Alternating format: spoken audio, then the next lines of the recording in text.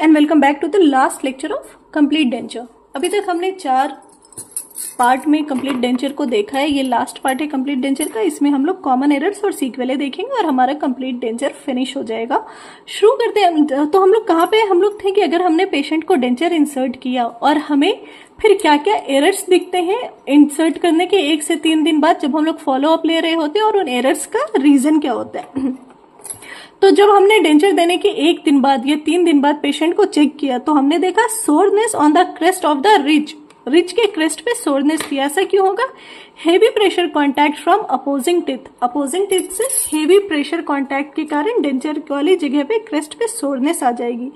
Soreness on the slopes of the ridge के slopes पे अगर सोरनेस आ रही है तो the denture base is shifting from deflective occlusal contact. Denture base जो है वो शिफ्ट हो रहा है। उसके बाद lesion in the buccal mucosa in line with the occlusal plane. अगर बकल म्यूकोजा में लीशन है तो चिक बाइट के कारण हो रहा है। It can be corrected by reducing mandibular buccal cusp. Buccal mucosa में अगर लीजन है तो हमें मैंडिबुलर बकल कस्प को रिड्यूस करना है, वो चिक बाइट के कारण हो रहा है। गैग रिफ्लेक्स अगर पेशेंट को आ रहा है while wearing the denture, over या अंडर एक्सटेंशन होगा posterior border of the maxillary denture का, या posterior border of maxillary denture का ओवर एक्सटेंशन या अंडर एक्सटेंशन अगर होगा तो पेशेंट को गैग रिफ्लेक्स आएगा।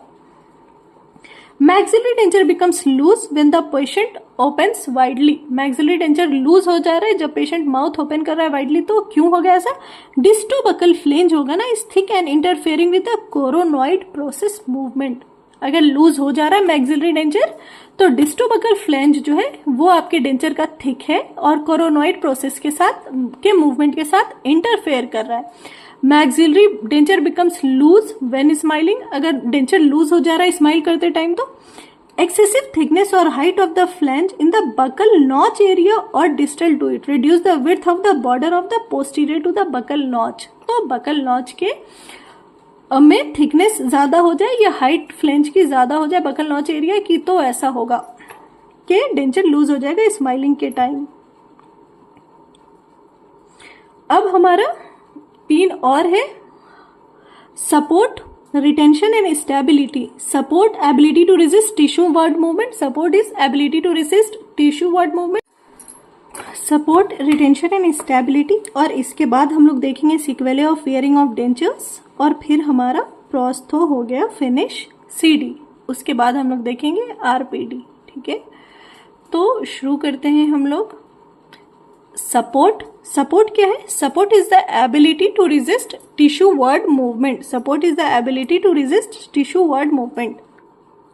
और सपोर्ट कैसे मिलेगा? It is provided by, support कैसे मिलेगा? Provided by primary stress bearing area। Support to the denture is provided by primary stress bearing area। maxilla में क्या है? Crest of the ridge and flat areas of the palate। mandible में है buccal shelf area between the external optic ridge and crest of the ridge। support के लिए secondary stress bearing areas maxilla में है rugae and slopes and mandible में है slope of the ridge। maxillary biting force the ridge can tolerate is directly proportional to the surface area covered। for proper support good cortical bone with sufficient keratinized tissue is necessary। for proper support good cortical bone with sufficient keratinized tissue is necessary। अगर video आपको बहुत fast लग रही है तो please आप इसका speed ना 0.75 या 0.5 पे करके सुन लो, क्योंकि वास्ट टॉपिक है, बहुत ज्यादा कुछ है प्रोस्थो में। उसके बाद हमारा डीएम भी हमें कवर करना है, इसलिए मैं थोड़ा फास्ट पेस में टॉपिक कवर कर रही हूँ। ठीक है, I hope you will understand. तो शुरू करते हैं आगे। Retention of the denture. Retention is the ability to resist tissue away movement in a vertical direction. Factors that contribute to denture retentions are cohesion, the force of interaction between similar bodies, that is between salivary molecules। retention मिलता है saliva से, strong force। adhesion, force of attraction between dissimilar bodies जैसे कि saliva and denture base। एक तो हमें cohesion में क्या हो रहा है, salivary molecules के बीच से हो रहा है हमारा retention का काम। दूसरा saliva और denture के बीच से retention से हो रहा है हमारा काम। तीसरा है interfacial surface tension, force between 2 parallel surfaces separated by thin film और liquid.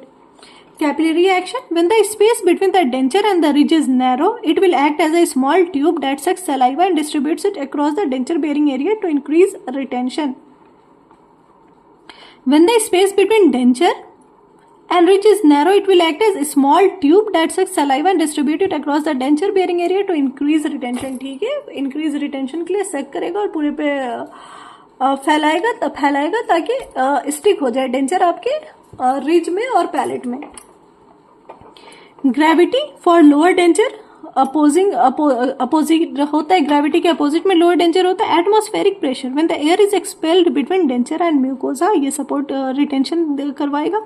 Shape of the ridges and undercuts retention के लिए बहुत अच्छा है. Viscosity and volume of saliva having balanced occlusion and position of occlusal plane and teeth in relation to ridge.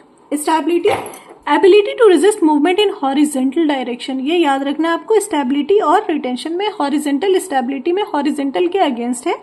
It depends on size and form of basal seat, quality of final impression, form of polished surface and the proper location and arrangement of artificial teeth. इसका screenshot चाहिए तो ये रहा fit. Next आते हैं sequelae of wearing dentures. Sequelae of wearing dentures में है पहला denture stomatitis.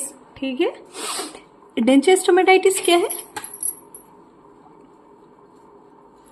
It is inflammatory process that affects more people with complete denture. Some say it affects women more. ठीक है, mostly in palate. Denture stomatitis mostly कहाँ दिखने को मिलता है? पैलेट में देखने को मिलता है. And it occurs less in lower jaw. ठीक है, because of the washing effect of the saliva. Denture stomatitis lower jaw में कम होता है सलाइवा की वॉशिंग इफेक्ट के कारण. मोस्टली जो है डेंचर स्टोमेटाइटिक जो होगा वो एसिम्टोमेटिक होगा, but some complaints of halitosis, bleeding and swelling in the mucosa, burning sensation, dysgeusia and xerostomia होगा. ठीक है,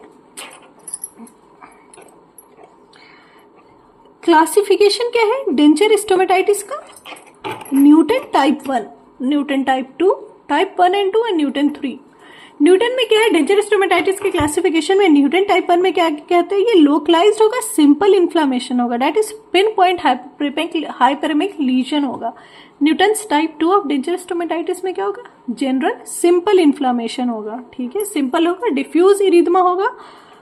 Newton type 1 and type 2 is treated by low energy laser. Newton type 3, inflammatory papillary hyperplasia treated by surgical removal. Newton type 3 of denture stomatitis में क्या होगा? inflammatory papillary hyperplasia हो जाएगा. Granular surfaces दिखने लगेंगे हमें, तो ये सर्जिकल रिमूवल से रिमूव करना है हमें, जैसे कि क्रायो सर्जरी के थ्रू, स्काल्पेल के थ्रू, इलेक्ट्रो सर्जरी के थ्रू एंड लेजर बीम के थ्रू.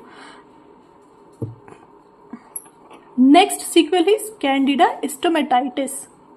सिस्टेमिक फैक्टर्स हैं इसके और कुछ लोकल फैक्टर्स है. कैंडिडा स्टोमेटाइटिस के सिस्टेमिक फैक्टर्स में क्या होगा?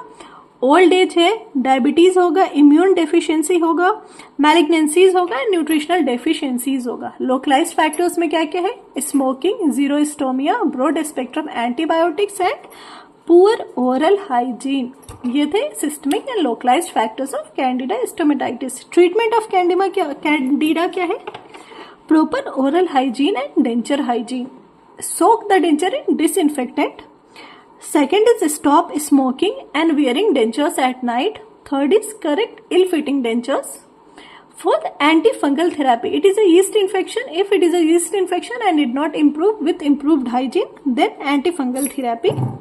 Conditioning agents are porous and could easily be colonized. Should not be used in patients with candida. ये था हमारा candida. Next है हमारा flabby ridge. Flabby ridge is caused bye bone being replaced by fibrous tissues. Flabby ridge कब होगा? जब bone replace हो जाएंगे फाइब्रस टिश्यू से. मोस्टली कहाँ दिखेगा flabby ridge? Anterior part of maxilla में, opposed by lower natural teeth. ठीक है, नेचुरल टीथ नीचे लोअर होगा, नेचुरल टीथ होगा, और ऊपर जो होगा आर्टिफिशियल टीथ होगा. तो एंटीरियर टीथ में हमें फ्लैबी रिज दिखने को मिलेगा. Results in poor support from the denture. अब फ्लैबी रिज हो गया, पहले स्ट्रॉन्ग रिज था, अब लूज सा हो गया, तो डेंचर सपोर्ट हिल जाएगा. तो आपने फ्लैबी रिज का इंप्रेशन लेना है तो आप कैसे लोगे? सेक्शनल इंप्रेशन टेक्निक या विंडो टेक्निक से. फ्लैबी रिज का इंप्रेशन हम लोग सेक्शनल इंप्रेशन टेक्निक या विंडो टेक्निक से लेते हैं. Take primary alginate impression, then make custom tray. पहले एल्जिनेट इंप्रेशन लेंगे, फिर कस्टम ट्रे बनाएंगे. Cut the region over the flabby ridge. Mucodysplasive impression is taken. Once it is set, the impression plaster is painted over the flabby ridge and allowed to set. Hyperplastic tuberosities. It is a combination syndrome. Hyperplastic tuberosities जो है sequelae of CD में ये combination syndrome है. Upper complete denture opposing lower distal extension RPD. अपर complete denture जो होगा वो जो lower के पोस्टीरियर में एक्सटेंशन में RPD है उसको अपोज करेगा. हाइपरप्लास्टिक ट्यूबरोसिटीज है whenever the patient makes a protrusive movement. जब भी पेशेंट प्रोट्रूसिव मूवमेंट कर रहा होगा तो पोस्टीरियर वाले RPD को जो है वो अपोज करेगा ऊपर वाला CD.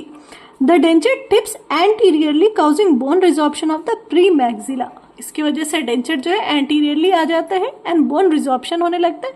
Fibrous hyperplasia of the maxillary tuberosities और फाइब्रस हाइपरप्लेशिया होता है. They should be surgically reduced specially if they don't allow denture based extension into the hamular notches और there is no sufficient stage at the correct occlusion vertical dimension occlusion to cover the tuberosities. Next is denture irritation hyperplasia. Denture irritation hyperplasia में क्या होता है? It is caused by thin overextended flanges or an unstable denture, inflammation, edema and ulceration. क्या होगा? Thin over extended flanges के कारण होगा या अनस्टेबल डेंचर्स के कारण होगा. इन्फ्लेमेशन, इडीमा और अल्सरेशन देखने को मिलेगा. ट्रीटमेंट क्या है? एडजस्ट करो या रिप्लेस करो डेंचर को, सर्जिकली रिमूव करो प्रोलिफरेटेड टिश्यू को. Traumatic ulcers, small painful lesions covered by grey necrotic membrane surrounded by inflammatory hollow with firm elevated borders. Traumatic ulcers हो सकते हैं. बर्निंग माउथ सिंड्रोम होगा. Mucosa appears healthy. Patient complains of burning sensation of the tissue in contact with recently placed denture. ठीक है, patient complains of burning sensation या altered taste and dry mouth. Might have insomnia. Residual ridge resorption.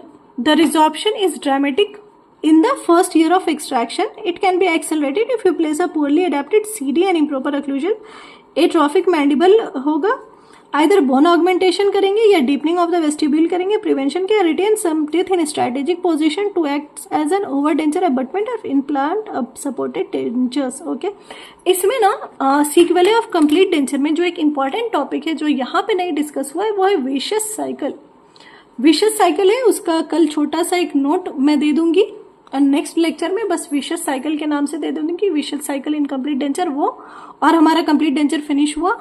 कल हम लोग RPD देखेंगे और complete denture के bullet points बचते हैं वो मैं कराऊंगी कल. विशियस साइकिल और bullet points of complete denture कराऊंगी नोट्स के फॉर्म में. उसके बाद हम लोग आरपीडी करेंगे, फिर एफपीडी करेंगे और हमारा प्रोस्थो फिनिश होगा.